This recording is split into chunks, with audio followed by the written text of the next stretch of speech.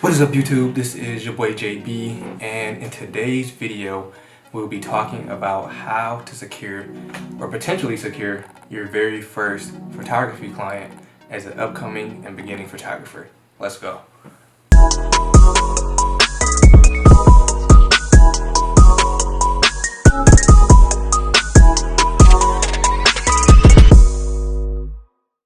Alrighty, how to potentially secure your very first photography client as an upcoming and beginning photographer.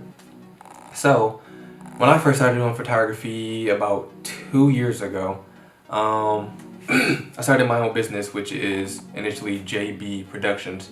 And within that, I sat down and sort of made a 3-step marketing guideline or marketing procedure, whatever you want to call it, as to how I would go about securing photography clients, as well as starting to work with local businesses and things of that sort.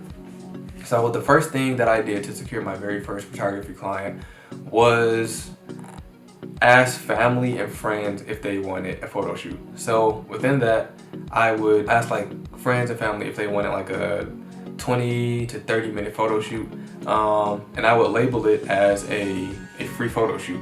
Now, disclaimer: if you're going to go this route or go this method, me personally, I wouldn't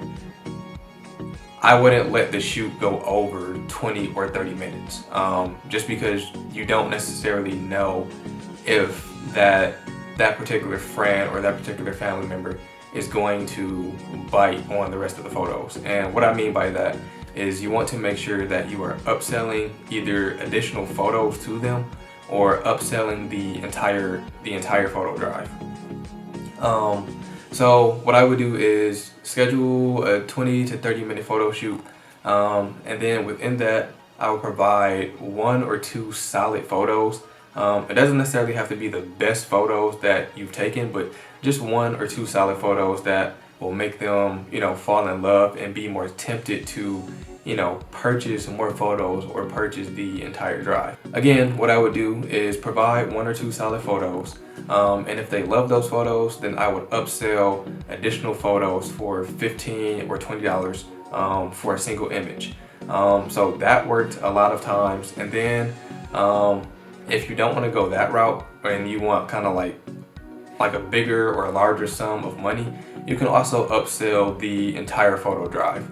And that kind of worked for me, not all the time, because a lot of times people don't want, hundreds of photos or, however many photos you've taken, because initially, they're just going to sit in a drive. They may go through and post a couple of them on Instagram, Facebook, Twitter, whatever the case may be. But that's one way of securing your first photography client and getting funds into your pocket. The next way is to start doing postings, like ad postings, on Craigslist and Facebook. So I know a lot of times people talk about doing like Instagram ads, but in my experience, Instagram ads have never worked for me. And it just got to a point where I was initially like just throwing money down the drain because I was paying for ads to try to secure photography clients or secure gigs, and they would just never work out. However, by doing the same thing on Facebook Marketplace, which is totally free, you can post your work or post like your ads in like certain Facebook groups if they allow it, and then you can do the same thing on Craigslist. So within Craigslist, it is $5 to make a posting in your local area, and you'd actually be surprised at how well those work. I've gotten a couple inquiries on Facebook to do senior photos where I currently stay at, and then on Craigslist I actually received an inquiry to do a small wedding.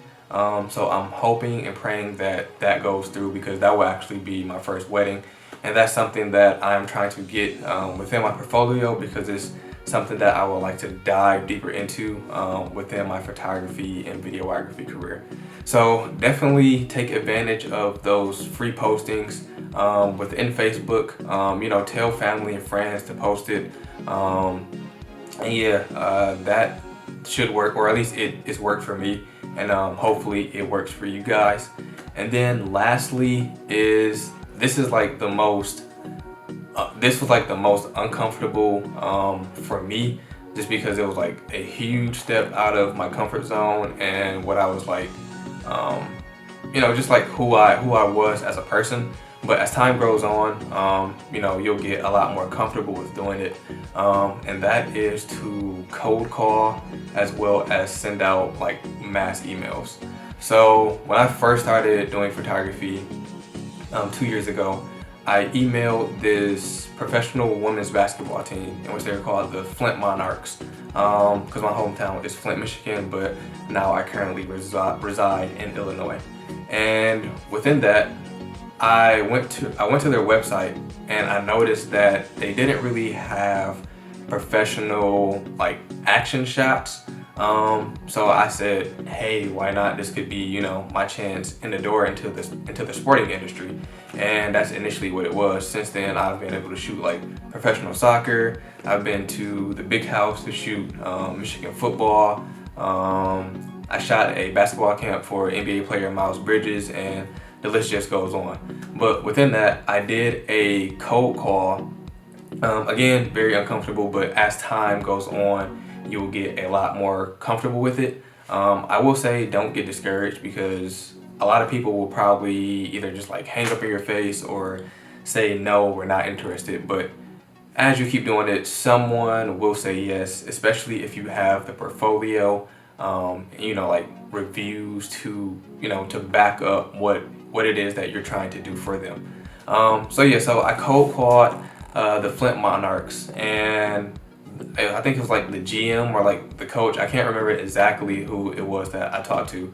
I want to say like marketing director or something like that. But anyways, it went to voicemail, and they actually got back with me, and we were able to set up a paid shoot. So I did like 80 at the time. I did $80 an hour, and the game was probably like 2.5 hours. So I made like $185 off that game, if I remember.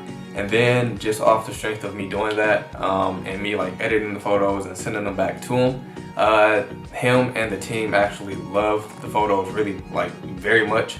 And turns out that they didn't have a team photographer to travel with them, or just keep up or help the team like stay up to date with updated photos and things of that sort. So this is like the part that I was like, cold calling is where it's at. It's uncomfortable, but it's definitely where it's at. So within that, I was offered to be the team's traveling photographer, and that was like a huge blessing. And I knew that photography and like videography and just like creative stuff in general was my calling at that very moment, because that was only like 2 months into my photography career. So for them to ask me to be their traveling team photographer was like that was huge for me. But fast forward, unfortunately, we weren't able to move forward with that deal, because when he initially made the offer, it was for the following season. And then I actually ended up getting accepted to grad school and ended up moving out of Michigan, moving to Illinois.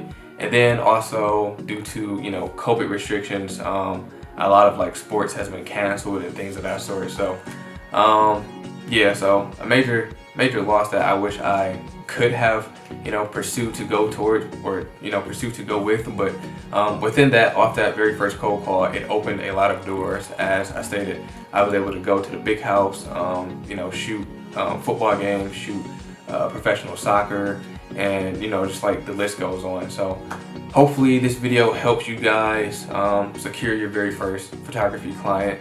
If you like it, drop a comment below. Hit the like button, hit the subscribe button. I would really appreciate it. And yeah, in the comment section, you know, just let me know if it did work. Let me know some things that you liked about this video. Let me know some things that, you know, I could further elaborate on in further videos. And yeah, thank you guys for tuning in, man. JB out.